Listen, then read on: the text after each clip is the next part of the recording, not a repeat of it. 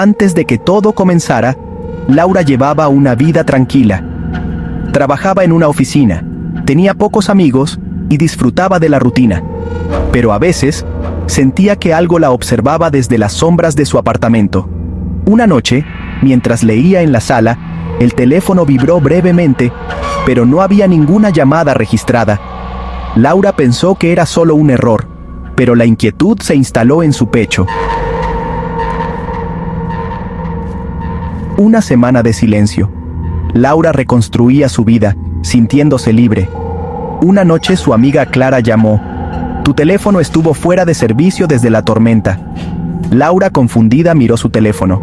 ¿Cómo había recibido llamadas? Clara continuó. Fui a tu edificio. Hubo un incendio. Los bomberos te encontraron. Laura dejó caer el teléfono, temblando. No sobreviviste. Moriste por inhalación de humo. A las 10:37. La realidad se desmoronó. Las llamadas, la voz de su madre, las advertencias, no eran para ella, eran de ella. Laura era la que estaba en el otro lado, atrapada en un bucle, intentando comunicarse. El heraldo era su propia negación, su miedo manifestado. El teléfono en el suelo se iluminó, en la pantalla su propio nombre. La llamada no era del más allá, la llamada venía de dentro de la casa. Y Laura, finalmente, entendió. Una noche, la llamada fue diferente. Solo la voz de su madre, clara y real. No fue tu culpa, era mi hora. La culpa te ha impedido vivir.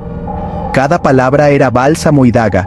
Su madre le pedía que se perdonara y viviera. Ese es mi último deseo. Te amo, mi niña. La voz se desvaneció. Laura lloró, sintiéndose ligera por primera vez en años. La culpa se disolvió. Podía respirar de nuevo. Todo el terror había sido un camino hacia este momento de liberación. Pensó que era el final, que por fin tendría paz. Pero la historia no había terminado. Algo más aguardaba en la línea.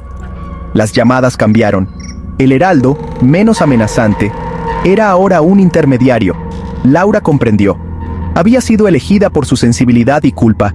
Las llamadas se volvieron sesiones de comunicación con los muertos.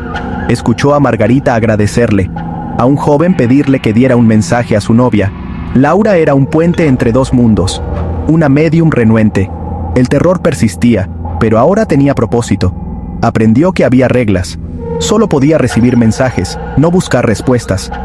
La sombra en su apartamento se volvió protección, no amenaza. El heraldo era su guardián en esta tarea. Su miedo se transformó en aceptación solemne. Desesperada, Laura buscó respuestas en foros paranormales. Descubrió historias de voces de muertos en la estática. Decidió grabar una llamada con una grabadora especial. Esa noche la voz susurró, tan cerca.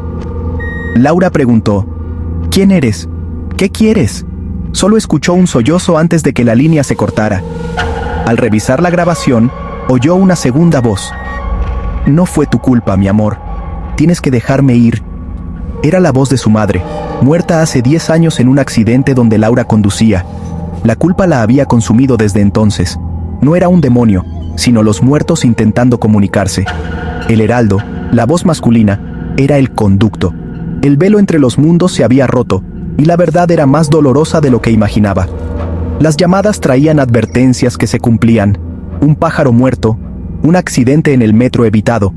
El miedo mutó en dependencia. Odiaba las llamadas. Desesperada, Laura buscó ayuda en la policía, pero no le creyeron.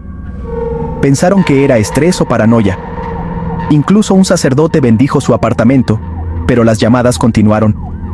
Intentó cambiar de número, pero la llamada siempre encontraba la manera de llegar a ella, sin importar el teléfono que usara.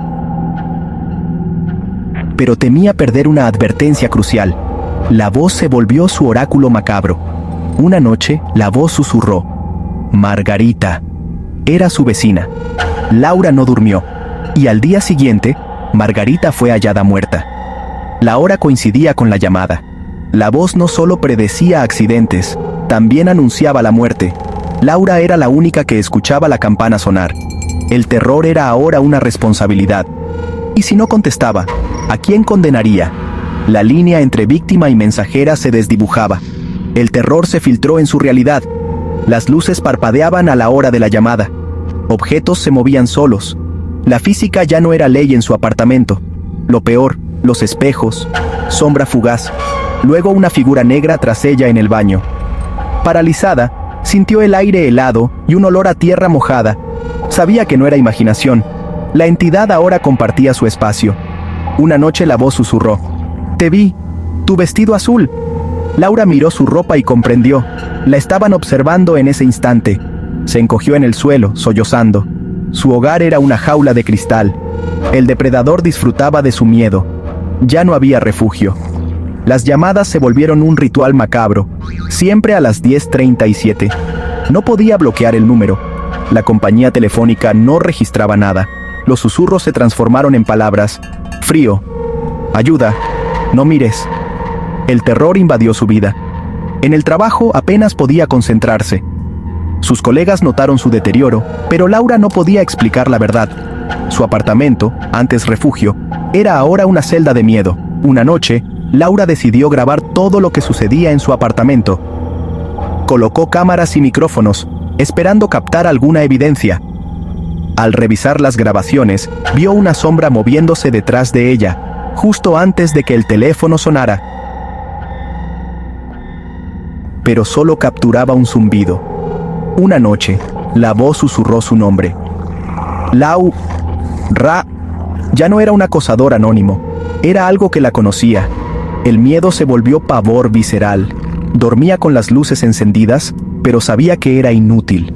Nada podía detener lo que la había elegido. Todo comenzó una noche cualquiera. Laura, en su sofá, escuchó su teléfono vibrar. Un número desconocido. Contestó, esperando una venta, pero solo hubo un silencio denso. Insistió. ¿Hola? Nada. Justo cuando iba a colgar, un susurro extraño, como hojas secas, cruzó la línea. Colgó, inquieta, buscando explicaciones lógicas. La noche siguiente, la llamada se repitió. Esta vez, un jadeo agónico la heló. «¿Quién es usted?», gritó, pero solo escuchó el tono de línea cortada. Esa noche, el miedo se instaló. Revisó puertas y ventanas, pero nada calmaba su instinto. Algo la acechaba desde el otro lado de la línea. El eco del abismo había sonado y Laura ya no podía ignorarlo. Cada ruido en la noche era una extensión de esa llamada. La lógica no bastaba, el miedo era real. Algo la observaba, y la llamada era solo el principio.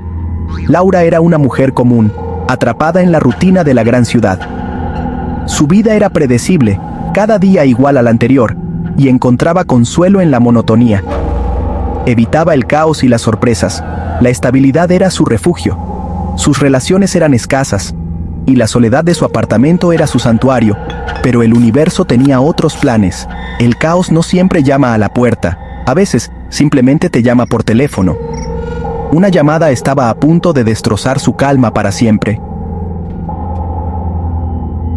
Años después, en otro apartamento, una joven recibe una llamada a las 10:37. Al contestar, solo escucha un susurro. «Laura, ¿estás ahí?». En otro lugar, una joven llamada Sofía se prepara para dormir. Su teléfono vibra a las 10:37. Al contestar, solo escucha un susurro. «¿Estás ahí?». Sofía siente un escalofrío recorrer su espalda. Mira a su alrededor, pero está sola. Sin embargo, la sensación de ser observada es abrumadora. El teléfono vuelve a sonar. Esta vez, la voz es más clara. «Ayúdame, Laura. No puedo salir». Sofía, aterrorizada, deja caer el teléfono al suelo. Así, el ciclo continúa. Las llamadas del más allá buscan nuevas voces, nuevas víctimas. ¿Y tú? ¿Responderías si el teléfono suena a las 10:37?